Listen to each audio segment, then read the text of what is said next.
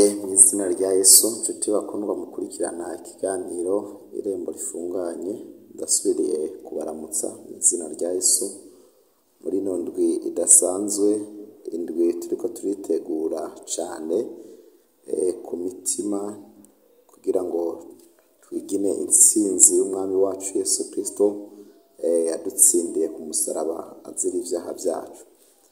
Reka rero ko tuganira mu kiganiro tubanze twiyegereza Imana, dusenge nk'uko dusanzwe tubikora. Mana mushobora byose, turagushimiye, urakoze nyene icubahiro, urakoze mwizigirwa, urakoze ko wemeye gutangwa ukamanikwa ku musaraba kubw'ivyaha vyacu. Mu gishingo c'umwana w'umuntu wemera wowe nyene kumanikwa, natwe turabamburwa, nuhabwa ishimwe n'icubahiro.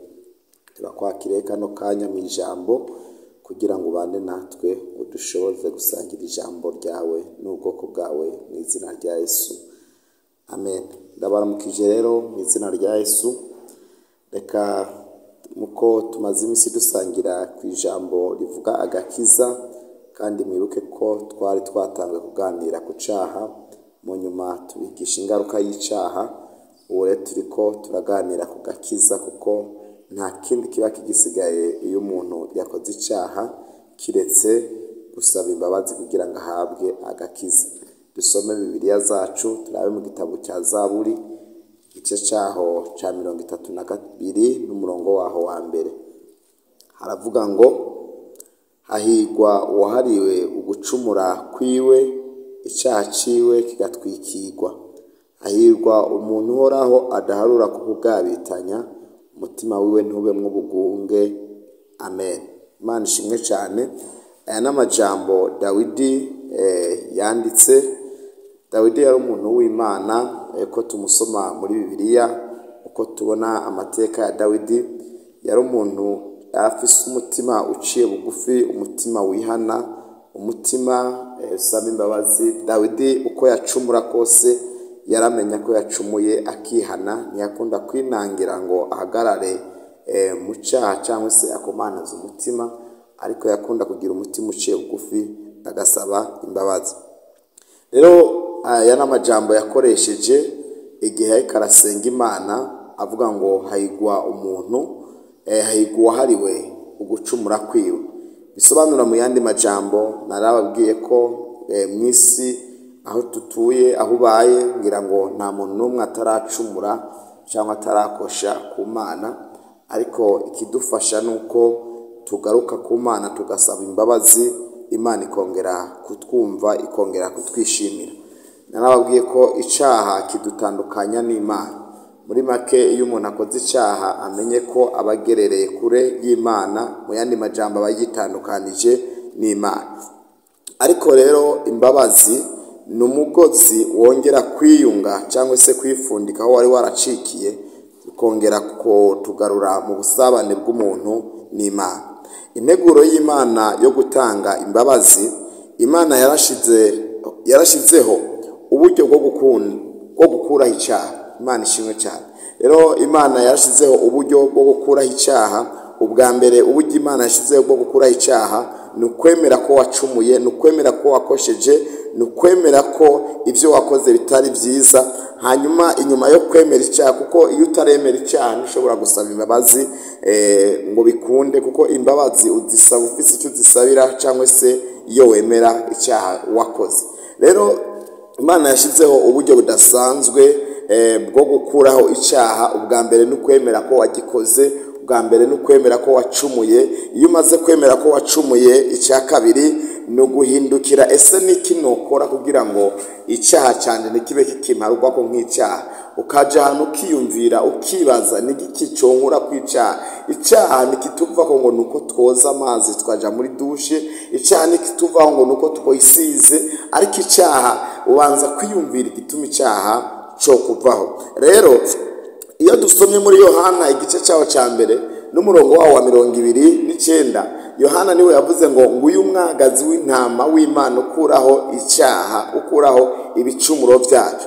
Yohana rero yari yarahishuriwe ukizokuraho icyaha yuko ari umwagazi w'intama w'Imana. Uyu yari Yesu Kristo. Yohana yariko aramuvuga, wewe yavuga ngo jewe naje mbatiza mu mazi, ariko wewe azoza abatiza mu mazi no muri mpwemu yera no mu muriro. Rero Yohana atangura kwigisha Yesu nubwo atari bwamubone, ariko yari yaratahuye, yari yaramuhishuriwe mu buryo bw'imwemu yuko Yesu naza kariwe inganji yiwe izobije gukuraho icyaha. Rero imbabazi iyo twamenye ko twacumuye, ikiba gisigaye no kwakira Yesu nk'umwami n'umukiza. Hamwe n'imbabazi Imana yarabukuyeho icyaha. Mu bisanzwe Yesu mu kuza nta kindi cyamuzanye, yaje kongera kunganisha ubucuti bw'umuntu n'Imana. Aho twari twaratakarije ubucuti bwacu n'Imana, Kristo yaje kongera gufundika uwo mugozi wari waracitse, kuko Bibiliya ivuga ngo twari kure y'amasezerano y'Imana, tutagira Imana rurema. Mu yandi majambo, umwana w'umuntu yari yaramaze gutakaza connection yiwe n'Imana.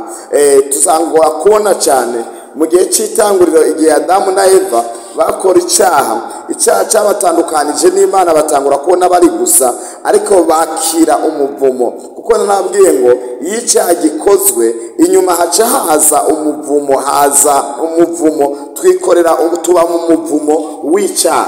Ariko rero Kristo adukura k'uwo muvumo, kuko Kristo yemeye kumanikwa mu gishingo c'umwana w'umuntu. Imana itugire neza kandi Imana igufashe uri kurantahura, kubera ko Bibiliya itwereka kuri urya musaraba Yesu yamanitsweho, kijya gihe bamanikaho umuntu w'ikivume ku musaraba, bamanikaho umuntu w'ikivume. Ariko Kristo kugira ngo umuvumo twari twarambitswe cyangwa se umuvumo wari kuri twebwe, yemeye kuja ku musaraba kugira ngo tuvumugwe. Uyu munsi rero mwene data uri kurankurikirana, nyimba warakoze icyaha cyangwa se hari icyaha kikwagira, nyemerera wakire Yesu nk'umwami n'umukiza wawe mu buzima bwawe. Imana iyo iturabiye muri Kristo iduharura nk'abagororotsi. Imana ishimwe cyane. Imana nikurabira muri Kristo Yesu, kuko Imana uyu munsi nyimbirikira kuraba mu izina ryawe ikubona nk'umunyabyaha, ariko Imana niza kukurabira mu izina rya Kristo, mu ishusho ya Kristo, uyu munsi wewe nisubira kukubona nk'umunyabyaha. Ibyaha biraza guharuka ko Kristo, hanyuma Imana ize kwibuka ko Kristo hari amaraso ye yamenetse ku musaraba Golgotha. Ni nayo mpamvu tugiye kubona mu gihe cy'Abisirayeli, igihe bari mu gihugu cy'inyagano muri Egiputa, bagomba kuvayo, Imana yababwiye ngo bibagire umwagazi w'intama, ngo maze bawice, ngo amaraso ngo baze kuyashiriga ku bishimaryango. Haleluya! ngo kugira ngo umumarayika muranduzi nashika akabona icyo kimenyetso cy'ayo maraso, ngo maze ngo umumarayika ngaze kuharengana. Ariko iryo bangariza kwibigwa ubwoko bw'Abisirayeli, Abanyegiputa ntibatahura icyo Imana yavuze, kuko batari bagira Imana, ntibemera Imana, basenga ibigirwamana. Rero Abisirayeli bumvira icyo Imana yavuze. Niyo mpamvu Pasika niho yagiye gutangurira mu Bwisirayeli, niho Bibiliya itwerekera Pasika yatangiye gutangurira kwigaragariza aho Abisirayeli babaga umwagazi w'intama, bagasiga amaraso ku bishimaryango. Bibiliya ivuga ngo Imana ibabwira ngo baze kurya ngo kandi bawumare ntibawuraze. Mu yandi majambo bisobanura iki? Kristo iyo tumwakiriye tugomba kumwakira wese akaba mu buzima bwacu, akaganza ubuzima bwacu. Kuko icyo gihe muri iryo joro nyene Abisirayeli aho barya umwagazi w'intama w'Imana bagasiga amaraso ku bishimaryango, niho umwana w'imfura yagenda guta agapfa mu bwoko bw'Abegiputa, kubera ko batamenye iryo banga. Uyu munsi mwene data, nyimba ugomba kwakira umwami Yesu Kristo, nyimba ugomba kwihana icyaha cyawe, nyemerera wakire Yesu nk'umwami mu buzima bwawe, aganze ubuzima bwawe, aganze umutima wawe, aganze kamere yawe, aganze icyaha cyawe. N'ubu giharugwa kw'icyaha, ariko icyaha cyawe giharugwe kuri Kristo, kubera ko yakubambiwe. Imana nisubire kukurabira mu ishusho yawe, kuko ishusho yawe, haleluya, iteye isoni kubw'ibyaha wakoze, ku byo dukora tubibabaza Imana, ku byo dukora byababaje Imana. Ariko Imana ize kukurabira mu ishusho ya Kristo Yesu, nibikiguharura kw'icyaha, ariko yibuke ko ibyaha byawe wabibambiwe. Ariko nutakira Yesu Kristo uracari uwo gutsindwa n'urubanza. Imana ikugire neza. Reka dusengane nawe ugiye kwakira aya majambo kandi ariko arahembura. Mwami Yesu Kristo, ndasengeye umuntu wese uciye bugufi ariko aremera ko yakosheje, yakoze icyaha, ariko uyu munsi ariko arakwakira kugira ngo uganze ubuzima bwiwe, mere Imana imurabire muri wewe. Mana aremeye ko yacumuye, ko yagucumuye ko, none ndasenze Mana mu izina rya Yesu, icyaha ciwe kitwikirwe, maze imbabazi zawe zimanukire ubuzima bwiwe mu izina rya Yesu Kristo Munyanazareti, amen. Imana ibahezagire bakundwa nshuti mukurikirana kino kiganiro ndetse mukagisangiza n'abandi. Imana ibahe umugisha kandi murushirize kuba mu bihe byo kwitegurira Pasika, kuko Pasika igushike ku uyu munsi nyene uri kurakira aya majambo y'Imana. Pasika irasobanura ngo nukurengana cyangwa se kwambuka. Uyu munsi Imana iguhe kurengana icyaha, Imana iguhe kwambuka icyaha, Imana iguhe kuganza ingeso zawe mu izina rya Yesu Kristo Munyanazareti, amen. Yari umukozi w'Imana Ndayize Jean Claude musangira mwa kino kiganiro c'irembo rifunganye. Shalom, shalom, shalom, amen.